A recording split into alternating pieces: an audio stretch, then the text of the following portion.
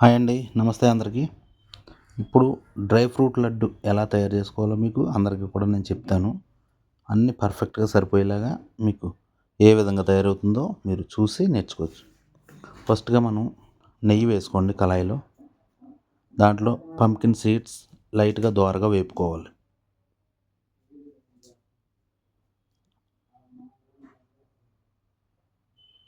అవి వేగిన తర్వాత సన్ఫ్లవర్ సీడ్స్ కూడా సేమ్ 300 క్వాంటిటీ తీసుకోండి. 300 grams pumpkin seed, 300 grams sunflower seeds, 300 grams.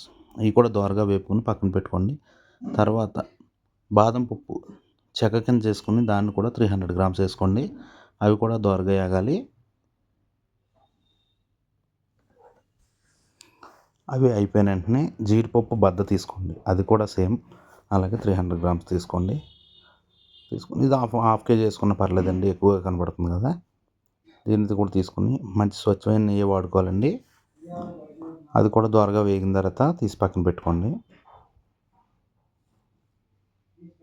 తర్వాత కొంచెం నెయ్యి యాడ్ చేసుకుని మీరు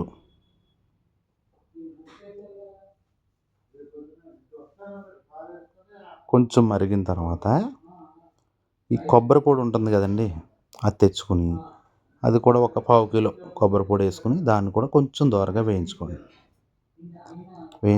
మళ్ళీ మంచి నెయ్యి తీసుకుని మళ్ళీ పెద్ద కళాయిలో వేసుకుని మీరు మనం కట్ చేసి పెట్టుకున్న ఈ ఖర్జూర పండు ఏదైతే ఉందో అది తీసుకుని కొంచెం నెయ్యి వేడెక్కిన వెంటనే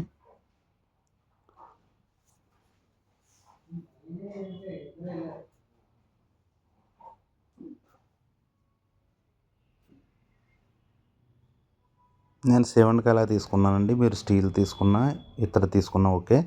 ఆ ఖర్జూర పండు ఏదైతే మనం కట్ చేసుకున్నది ఉందో అది తీసుకుని దానికి కూడా నెయ్యి బాగా పట్టేలాగా కొంచెం వేడి చేసుకుంటే చాలండి.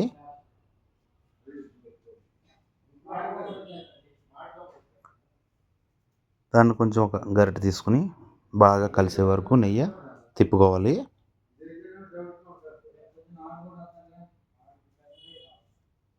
కొంచెం ప్రాసెస్ కష్టమైన డ్రై ఫ్రూట్ లడ్డు చాలా టేస్ట్గా ఉంటుందండి.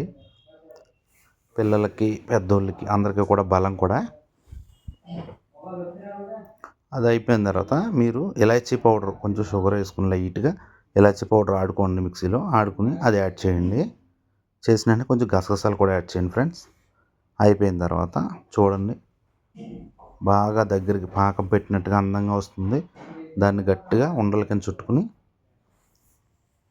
మనం ఓ ప్లేట్లో సర్వ్ చేసుకుంటే సరిపోయింది ఫ్రెండ్స్. ఇప్పుడు మీకు అందమైన dry fruit laddu ready. Thank you friends. Subscribe my channel.